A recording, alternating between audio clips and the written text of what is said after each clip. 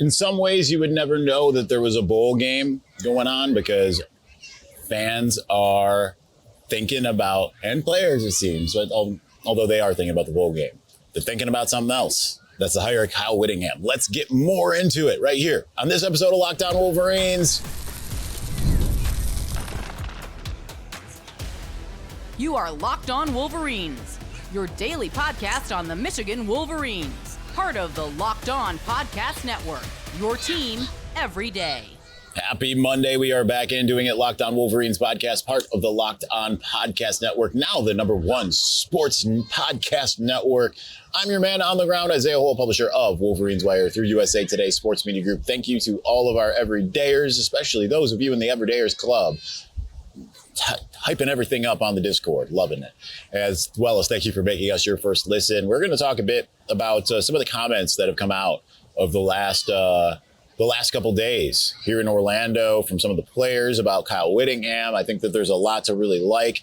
Then we're going to get into, I have a little bit of a PSA, as we occasionally have. And then from there, we're going to move on to just some hodgepodge, a couple thoughts that I have. Things that I've been thinking about in the last 24 hours. So we'll do that. And we're going to keep it relatively short, in part because I recorded 20 minutes and realized that I never put a memory card in the camera. It's really smart behavior from me. It's really good. I'm outside. I can't see the record light. Now I can see that it's on. Anyway. All right. So first off, Zack Marshall, we talked to him today. We've talked to, I wasn't part of the Jordan Marshall. We did talk to Zack Marshall today. He had two quotes that really stuck with me. So first off, he said this about, asked about Kyle Whittingham. He said his biggest message I took away was, you need this team more than this team needs you. Continued and said, you win games and you're a good person. No one's going to say no.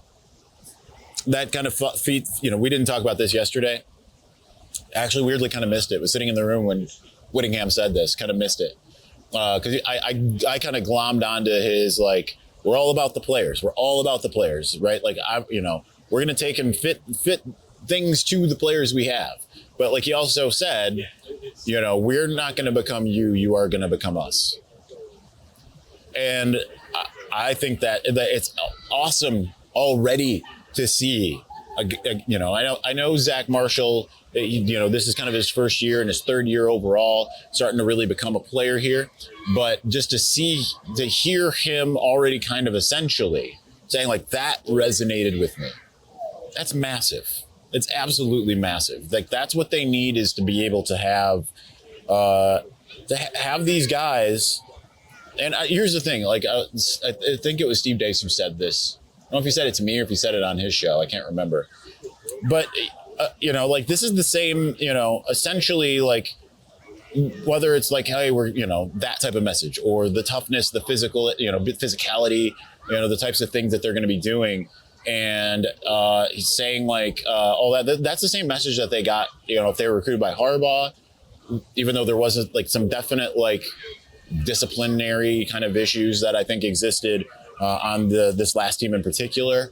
I think that, like that was still at least the recruiting message from Sharon Moore, but we at least have seen time on task for Kyle Whittingham, 21 years as the head coach at Utah, that he means it, right?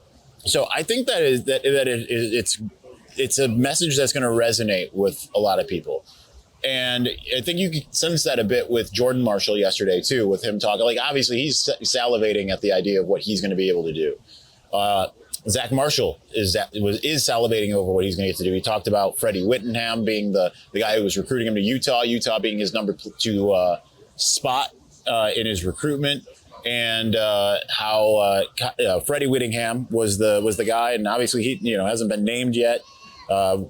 Assuming we'll start getting some of those kind of figured out once Utah plays its game. Talking as well about the family culture, which is what Michigan's always sold. So it's funny because like it really was a scenario where they were able to kind of plug and play a lot of what was already being sold in Ann Arbor. And now that is like, that's happening with like the message, things might be different schematically, but the message is still the same. But now you also have like a guy with a track record who can actually execute it. So those are huge things for this program. So I love that. And hearing, Jordan Marshall talk about how excited he is and how the team is like galvanizing behind him and like rallying. And, there certainly seems to be a lot of excitement. You just wouldn't even think there was a bowl game happening in 2 days. I don't even think I was trying to figure that out. And I'm like, oh, right. That's why we're here. It's kind of a weird thing to have a scenario where you have an introductory press conference, not only in like a different city, but like a completely different state, but there's a lot of hype behind. So like that's huge to see. And it's exciting to kind of get a little bit of some of those things there. So I think that like the message that is being portrayed coming out of the Whittingham presser and some of his team meetings, he's had a couple of them already. He's had some individual conversations so far. Obviously, like we talked about yesterday, he talked with Bryce, and that's huge to spend that time. Like I can't see, like I already didn't think like no matter what, like I said before, they're going to more so tailor this to Bryce than they are to other things. Now we'll see with player retention. Again, I know like the Andrew Marsh stuff is out there. When you hear like spread 11 personnel, like, I don't know exactly what's making Marsh look around. I've heard it's not financial. So, and I heard that this was, pre the Whittingham hire. So, but I think that he's got a good shot to keep this thing together. I don't see a lot of players running for the hills, at least not ones that Whittingham in particular wants to keep. And that is massive. So I'm excited to see what happens here. All right. So next we're going to get into the PSA, and then we're going to get to my hodgepodge of thoughts of different things. Let's do that here in just a moment. But before we do, let's talk about something most men don't bring up, but absolutely should. Stress from work, money, life. It doesn't just switch off at night when it shows up at the worst possible time. Rouge Get Ready is designed to help you take back control. Rouge Get Ready is a next generation prescription treatment created to support both the brain and the body so you can feel present, confident, and ready when the moment matters. Rouge Get Ready combines 3 clinically proven ingredients in 1 mint that dissolves under your tongue so it absorbs fast. The science behind Rouge Get Ready stands out.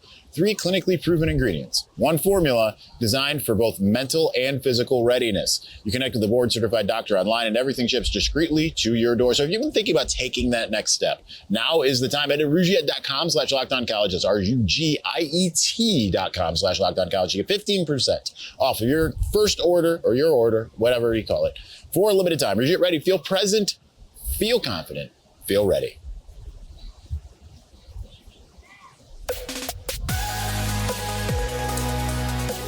Thank you to all of you for making us your first listen, but also a big special thank you to all of you in the Everydayers Club. If you're not in the Everydayers Club, it's only $5 a month, $50 a year, depending on how you want to do that.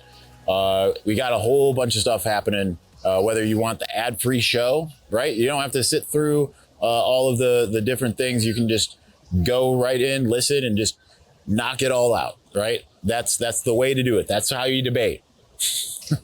But the Discord access, that's where it's happening, right? I'm in the Discord sharing some stuff, whether it's you want to know who the team or the staff rather looks like it's going to be. If you have questions, all of that kind of stuff, anything I'm hearing, right? We'll put it right in there. If you want to see me in a Wolverine mask, as in Marvel's The Wolverine, you can see that too. It's all in there. So again, you want to go to lockedonwolverines.supercast.com or check the show description notes to sign up today. You're going to want to be in there, especially as all this stuff heats up here. All right. I want to have a PSA. Like I love both of the On3 Michigan sites. I love them. I love the people, right? I'm close with so many of these people. Got Clayton Safey sitting right in front of me doing his show. He's a good friend of mine, probably my best friend on the beat, along with Chris Ballas and Josh Henschke, right? Like I love all of those guys. Anthony Broom, love Ethan McDowell. I love EJ Holland, right? I love the Trevor McHugh, and I have a F1 podcast. We only did 2 episodes, but like I love them. But it's funny because it's like kind of a tale of 2 cities between the 2 shows. and or not shows, but the 2 message boards. On one hand, you have a lot of people who are like, they look at it and say like, man, I really like Warde Manual, and the other board doesn't. And it's kind of funny because on the fort, and I love all y'all over there. There's a reason why I'm on there, and it's because I love all y'all. But I think a lot of you acknowledge that the well had been poisoned against Warde Manual from people with conflicting interests, right? I've been telling you on this show, and I know, like, every time I talk about Warde in a positive light, the show likes on YouTube plummet. So there's that. Now, I'm not here to defend Warde. I'm not here to tell you why I think he's so great. I'm not here to have any of that here. What I am here to do is just separate some fact from fiction for a minute, and just to try to get some of you thinking a little bit differently. Again, we're not in a defense. We're not in a prosecution either. But it was funny coming out of, like, I was at Disney Springs last night, had the best fried chicken I've ever had. I've already been there once before, but Chef Art's Homecoming, phenomenal. And I didn't get back until pretty late, and we got back, and I was scrolling the message boards, and all of these threads on what Warde did or didn't do and all of these things. And the only reason why I wanted to do a PSA on that is because there was just a lot of just like fever dream stuff happening over there. Can't believe, good on Angelique for asking Warde a question, because he wasn't taking questions and she wasn't going to let it slide. Listen, Angelique's another one I love. But she asked it in the Q&A forum scenario, the scrum, where other people ask questions of Warde. Now, I didn't go over there. I was with Kyle Whittingham the whole time. But yes, like, Warde was not going to take questions before introducing Kyle Whittingham. That's not how it works. And he did take questions of anyone who wanted to ask him. I wasn't one of them. I wanted to stay with the new head coach. I'm one man running all of this stuff. So like, that was my personal choice, that Whittingham quotes were far more valuable than Warde Manual quotes. Okay. But, and it's just funny. You see that, like, and then, why were the regents there? That's absurd. Like every introductory press conference I've been to, I don't really remember the Juwan Howard one because I was going on like an hour of sleep. I wasn't at Jim Harbaugh either. I started his first year, but I started game 1. Well, I started the spring game, but nonetheless. But whether it was Sharon or Dusty May, like, there have always been regents there. That's part of the deal. You had 2 regents out. Why would they not go? The only reason I am kind of going into all of this now is because I think that a lot of you have legitimate gripes with Warde. Some I agree with. And, he's a friend of mine, but like, some of them I agree with. A lot of them I don't, but some of them I agree with. You see he's too fat. Oh, he looks gone because he's stressed out. Well, number one, I think all of us have been a little stressed out, right? But he's lost like 100 pounds. I think more now. So it's like, but when you start going off on this, it muddies the waters on top of everything else. And I've been saying it on this show for years. Like, there was all this hype back in, I think, 2022 of people saying, oh, he's going to be on his way out any moment now. Like, he could be fired any day. And then he got named to the college football playoff committee as the chair. And then, any day now, and then he gets a contract extension. So with that, like, I think I know a bit of what I'm talking about here. And when I say like the well had been poisoned, the only reason why I'm saying all this is I want you to take a moment to consider, right? Like, that maybe like some of the things that your notions, preconceived notions of how things have gone aren't maybe necessarily that accurate. And, we've on this show in particular, I feel like we've been pretty accurate as far as that's concerned. Like, I'm not telling you to like him. I'm not telling you to love him. I'm just trying to tell you like the truth as far as what all that is. And it doesn't really help when you're like, when your argument is he didn't take questions when he just absolutely did. So I think the hate has kind of been out of control for a long time. I think the fires have been stoked for a long time. He made this hire, and you can question the validity of being an athletic department under investigation. Now, granted, he said, now I don't know the veracity, this is what he said. I haven't dug any deeper into this, but he said that he's the one who encouraged this investigation to happen. I'm not saying that that's true or not true, but I do, I think it's right to question, like, okay, how are you going to have the athletic department under investigation and he's the one making the hire? I think that's a fair question, but at the same time, he is the one who made the hire.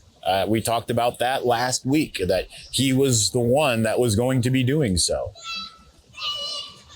So, I think, you have to give him some credit where the credit is due. Dusty May, I think ultimately I'm getting more and increasingly more fired up over Whittingham. I will say this. I said this in the first recording that I had audio only and no video. There was, I was not, I was nowhere close to first. And I knew only because a colleague told me on on Christmas night that this was happening. After, like, I shared, like, we triangulated some stuff. You can guess who this colleague is here. We triangulated some stuff. I had a tiny, tiny sliver of info that made it like, okay, if this is true, then this is what's happening, type of thing.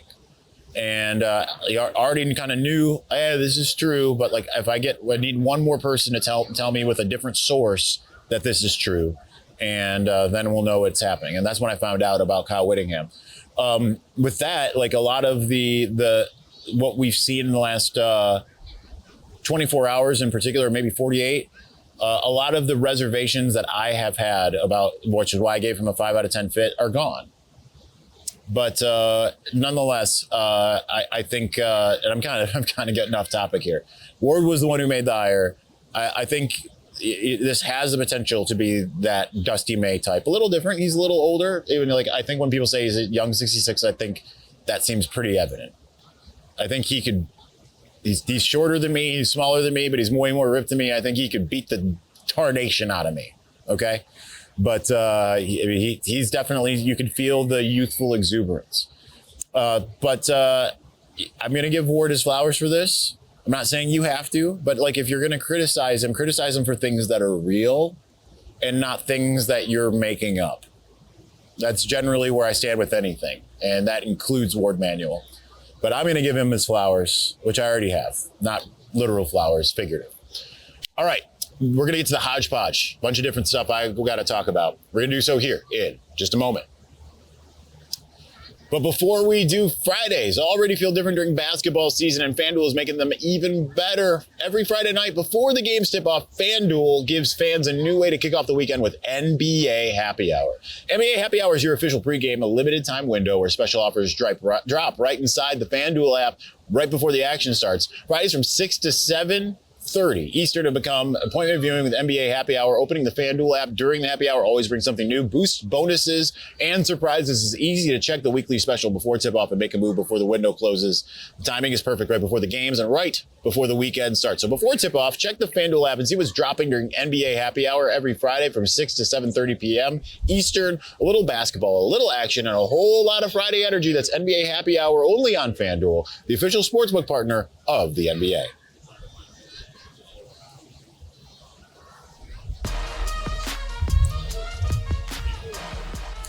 So I've had a lot of varying thoughts in the last night and this morning. I kind of mentioned this the other day.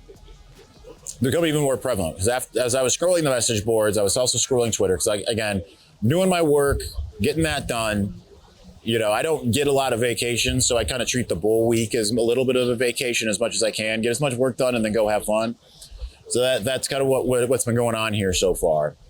And but like last night, we were coming back from Disney Springs, Tom and I, and I'm sitting there and scrolling through, and I'm like, I can't get over how many Utah fans are like hyping up Whittingham, like hyping up Michigan, talking about how great Michigan fans are, how angry they are that the Utah AD let him leave, but like they're happy for Michigan. I think that speaks volumes, right? Like, weren't a lot of Michigan fans looking at like, Rich Rod going to Arizona and I know the tenure didn't end well here per se, but like, well, there were some, but not many that were like, oh man, I'm an Arizona fan now. Brady Hoke going to, well, Sirius XM, I guess, or wherever he eventually ended up back at San Diego State, but like, not a lot that were like, oh man, just like now I'm a big fan of them, right? I mean, there's some here with the Chargers. My guy Clayton over there, for instance. But like generally, like it's an interesting thing to see. You would think that they'd feel like a scorned lover, and they don't. And that speaks volumes. The BYU fans that know that they're losing Jay Hill, that's not official. Matt Zenit said, I think was the first that said he's expected to come to Michigan.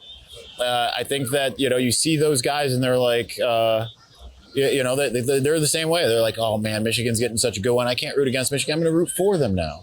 So weirdly, they're on the two rivals in Utah are on the same page about that. I think that speaks volumes to a lot of what Kyle Whittingham has. And I know there have been, I think Whittingham probably won a lot of people over yesterday. I'm included in that. Again, I'm easily impressionable. I've said that time and time again, but unfortunately, sometimes I've been easily impressionable with spring ball and, fall camp intel. So, I mean, but I'm open about that. I'm easily impressionable. Some things I'm like, I'm skeptical, but I think that there's no better vote of confidence for Kyle Whittingham than to see how the Utah fans feel about it. How the BYU fan, because obviously BYU has skin in the game too. He played at BYU. And, and then on top of that, you hear all the glowing endorsements. Urban Meyer. I know that was one of his coaches, but like, it kind of feels like Urban, not that he's going to be a full-throated ambassador for Michigan. That's not happening. But certainly, like, like he went on Wake Up Barstool this morning, was saying that he could be, he could win a national championship here soon. Like that's a huge place to be. So I know that there's a lot of you that say, oh, this is a lazy hire. I don't think it was lazy at all. I mean, they did due diligence, right? They were trying with DeBoer. That's not a secret. Dillingham didn't work out. Ultimately, like, I've kind of reversed course on some things. Not, I was thinking about it this last night. I'm like, with the way this just went and the fact that Whittingham is so kind of like perfectly in tune with like the Michigan message already. Like he already had it. The physicality, the family culture, all of these things. I'm like, and he brings an exciting offense, theoretically, to Ann Arbor. I'm like, he might be my hindsight number one. And it's not just because Michigan got him. It's just like, I think I've been sold on it. And I think that there's a lot of people out there that, whether it's the Utah fans, the BYU fans, Joel Klatt and Urban Meyer, and everyone's calling this a home run, except for Ohio State and Michigan State fans. Michigan State fans in particular, they think this is the worst hire anyone could have ever made, ever in the history of college football, and I think that's fine. But I mean, even some Ohio State like media people that I'm good friends with, or good acquaintances with, I should say, rather, and that normally have a lot of bad things to say, are like, I don't here, and I hate that, they say. I think that tells you a lot. I'd be really surprised if this fails. And I think that this is a very high floor hire. So I think that is a great place for Michigan to be. And even though I had other things I was going to say, I think we're going to hold it there. I think that's a good place to end it. So on that terrible disappointment, it's time to end. And yes, I'm always going to say it. I'm always going to call, give a shout out to Jeremy Clarkson for it. Thanks for watching. Thanks for listening. We'll be back. I think the plan is to record tonight for tomorrow with Clayton Safey. That's the plan. He will join. And we'll do that for the Tuesday show. I will not be on Wednesday because that's the game. You can look forward to Jake Riepma. And Thursday or Friday is, we'll try to get some kind of reaction. I don't know how that's going to work just because, again, it's a travel day. And all of that. No, Thursday's not a travel day. Thursday is my vacation day, so I probably will take that off, and then we'll try to see if we can get something going Friday morning. That's the plan. Thanks for watching. Thanks for listening. We'll talk to you again soon. Peace.